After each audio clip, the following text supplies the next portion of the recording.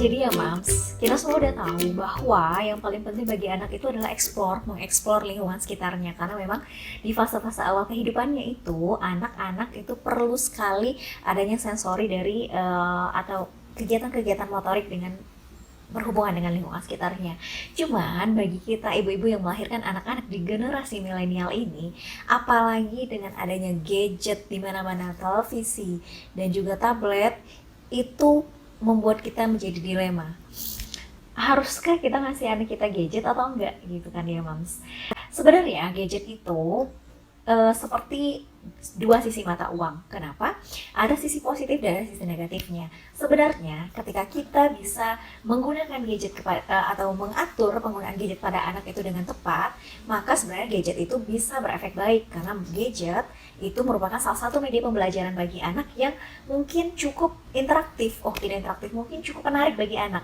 Lebih kepada sebuah metode yang menarik dibandingkan mungkin dia cuman dengan media yang dua dimensi seperti itu. Tapi kalau dengan yang media yang bergerak, tentu anak akan lebih tertarik.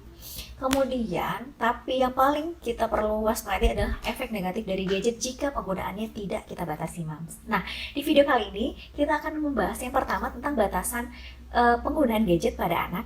Yang pertama kita akan mulai dari pembatasan berdasarkan usia anak.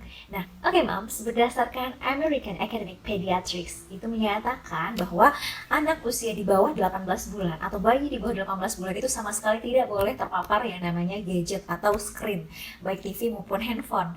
Tapi mungkin itu bisa ada pengecualian ketika untuk video call menghubungi misalnya kakeknya atau neneknya yang memang domisilinya lebih jauh, karena itu merupakan salah satu bentuk dari interaksi.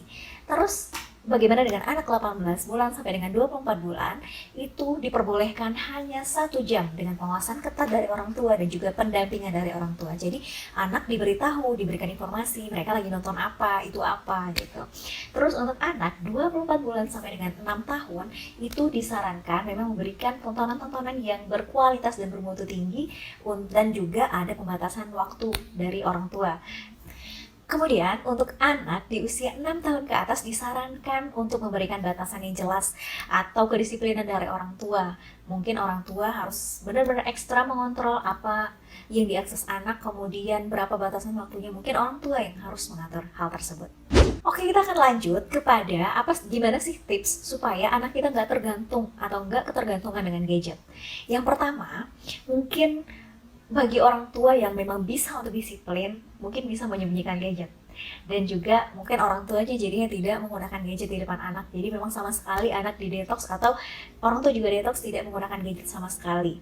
Oke, yang kedua, jika kita memang termasuk orang tua yang tidak bisa sedisiplin itu dalam meniadakan gadget, mungkin yang paling penting adalah pengaturan waktu. Misalnya sebelum tidur siang, kita batasi penggunaannya hanya setengah jam, atau ketika mau di sore hari, atau pokoknya kita atur nih Mams waktunya, atau bahkan ada orang tua yang memang mengatur waktunya itu dalam seminggu cuman ada 1 hari yang boleh untuk bergadget atau gadget days gitu. Nah itu bisa kita lakukan, diatur waktunya dan diatur juga konten yang mereka tonton. Oke, yang ketiga itu berikan gadget sebagai reward atau sebagai sebuah pencapaian bagi anak. Misalnya nih Mams, anak mau membereskan mainannya setelah bermain. Nah, salah satu reward yang bisa kita berikan adalah mungkin 10 menit menonton atau 10 menit menonton YouTube di handphone. Itu salah satu yang bisa kita lakukan. Yang keempat, screen time hanya untuk belajar. Jadi memang spesifik nih Mam.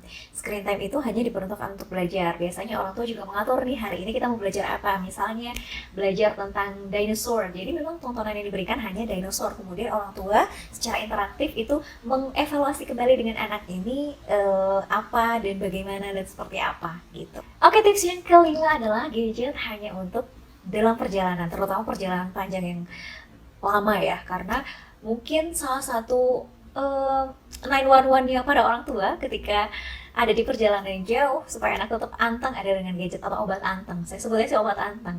Itu boleh dilakukan. Jadi memang memang hanya khusus untuk kondisi tertentu saja gitu. Oke, Mams, itu tadi tipsnya atau arahan atau apa ya namanya, saran yang disarankan oleh profesional terhadap penggunaan gadget pada anak ini.